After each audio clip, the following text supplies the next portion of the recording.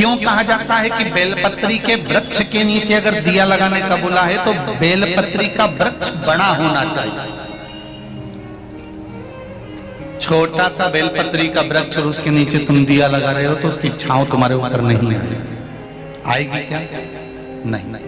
तो बेलपत्री का वृक्ष बड़ा होना चाहिए, जिसके नीचे आप बैठ कर दिया लगाओ तो उसकी छत्र छाया रहना चाहिए।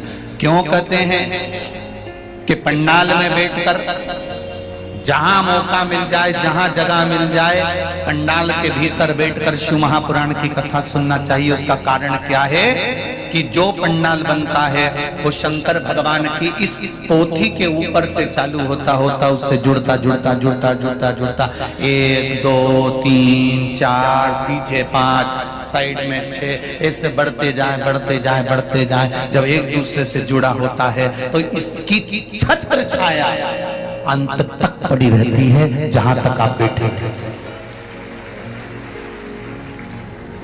वो तो भीड़ बढ़ जाती है तो लोगों को, अब जैसे आज भी अपार भीड़ होने के कारण लोग भयंकर खड़े हुए हैं, उधर भी इधर भी और पीछे। पर फिर भी हम तो कहेंगे अगर कहीं मौका मिले, आपको जगह मिल जाए तो बैठने का भी प्रयास करना। फ्रिज में जो सामान रखा जाता है, फल रखे जाते हैं तो वो सड़ते हैं? अरे बोलो जल्दी से। नहीं। फ्रिज में दूध रख दोगे तो फटेगा? अरे पीछे वाले भी बोलो रे। नहीं। फ्रिज में सब्जी रख दोगी वो सड़ेगी? नहीं। फ्रिज में अगर तुमने सामान रखा है तो वो खराब नहीं होता। उसी तरह कथा सुनने जाओ तो पंडाल के अंदर बैठो, क्योंकि ये वो फ्रिज है जिसमें एक बार कोई पहुंच जाता है तो संसार में सड़ता नहीं।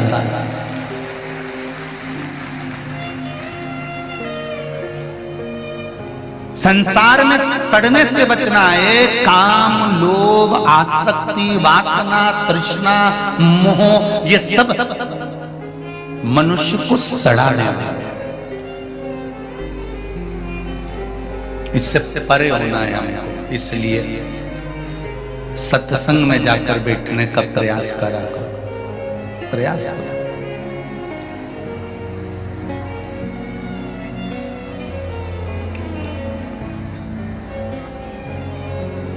ना राम नाम लीनो तूने भरी जवानी में, तो डूब के मर जा रे चुल्लू भर पानी में, तो डूब के मर जा रे चुल्लू भर पानी में। जिसने मनुष्य की देह धारण करने के बाद अगर भगवान का भजन नहीं करा, स्मरण नहीं करा, संकीर्तन नहीं करा, तो उसका जीवन बेकार है।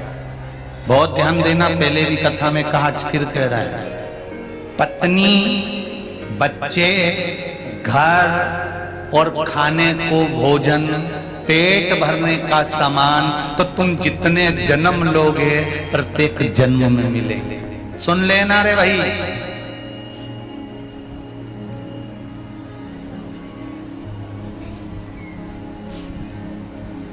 चौरासी लाख योनियों में जितने तुम्हारे जन्म होंगे, प्रत्येक जन्म में तुम्हारी पत्नी भी होगी, तुम्हारा पति भी होगा, प्रत्येक जन्म में तुम्हारे बच्चे भी होंगे, प्रत्येक जन्म में तुम्हें भोजन भी मिलेगा, प्रत्येक जन्म में तुम्हें रहने के लिए पृथ्वी मिलेगी, घर भी मिलेगा। 84 लाख योनियों में पत्नी, बच्चे, घर, सामान सब मिलता है, सब कुछ मिलेगा। पर 84 लाख योनियों में शिव महापुराण की कथा नहीं मिलेगी।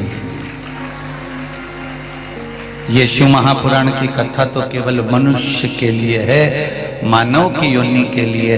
इसलिए कहा नौकरी से नमन करो तो उसका एक आनंद दूसरा है। पर चरण ना छू, कोई भी हो, चाहे वो सियोर वाला महाराज नहीं हो, चाहे कोई भी हो, आप अपने पति के चरण छुओ। 2-3 नियम माताओं के बड़े विचित्र हैं, उसको अपनी जिंदगी में धारण करना चाहिए। पहला नियम है कि नारी जब भी सोए तो उसके सोने की जगह पर अगर जमीन पर भी सो रही है तो उस पर या तो दरी बिछी हो, आसन बिछा हो, कोई गदड़ी बिछी हो, कुछ भी बिछा हो, साधारण एकदम भूमि पर नारी को नहीं सोना चाहिए, ये शास्त्र रीति कहती है। अगर अखंड सौभाग्य लेकर नारी को अपना अखंड सौभाग्य लेकर जाना है, पति के कंधे पर जाना है, तो नारी को सुहागवती होकर कभी भी साधारण जमीन पर एकदम नहीं पसरना चाहिए, सोना नहीं चाहिए। कोई दरी बिछी हो, आसन बिछा हो, कम्बल बिछा हो, कोई कालीन बिछा हो, कोई फर्श बिछा हो, भले पतले से पतला बिछा हो, उस पर सो जाओ। पर जरूरी नहीं कि गद्दा ही होना चाहिए या गादी होना चाहिए, पर जमीन पर एकदम नहीं सो। कुछ नियम है हमारे यहाँ अखंड सौभाग्यवती माताओं, वो नियम याद। प्रणाम करो, खूब आराम से करो, पति चरणारविंद का स्मरण करो, उनको प्रणाम। घर के बुजुर्ग हैं उनको नमन। शिव कथा का एक दृढ़ता, एक भरोसा और एक विश्वास।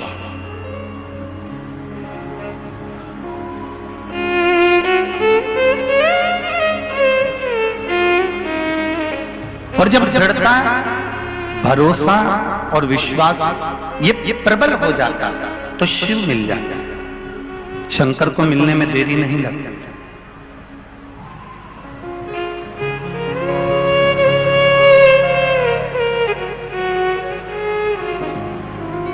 एक ब्रह्मा जी ने भगवान शिव पर विश्वास नहीं करा था, तो ब्रह्मा जी को बार बार कष्ट सहना पड़ा था।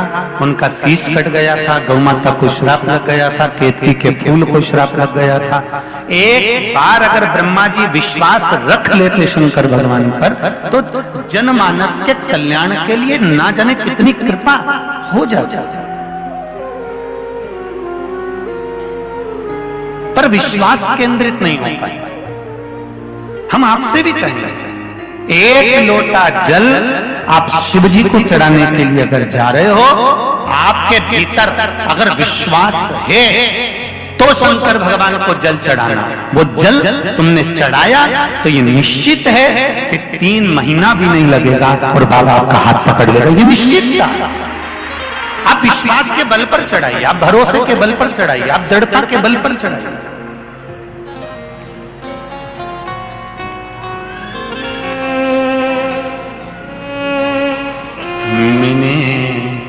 तेरे ही भरोसे ओ बाबा, तेरे ही भरोसे हवा बिच उड़ती जावांगी, बाबा डोर तो छड़ी ना में कटी जावांगी, भोले मैं तेरी पतन, शंभो मैं तेरी पतन, हवा बिच उड़ती जावांगी,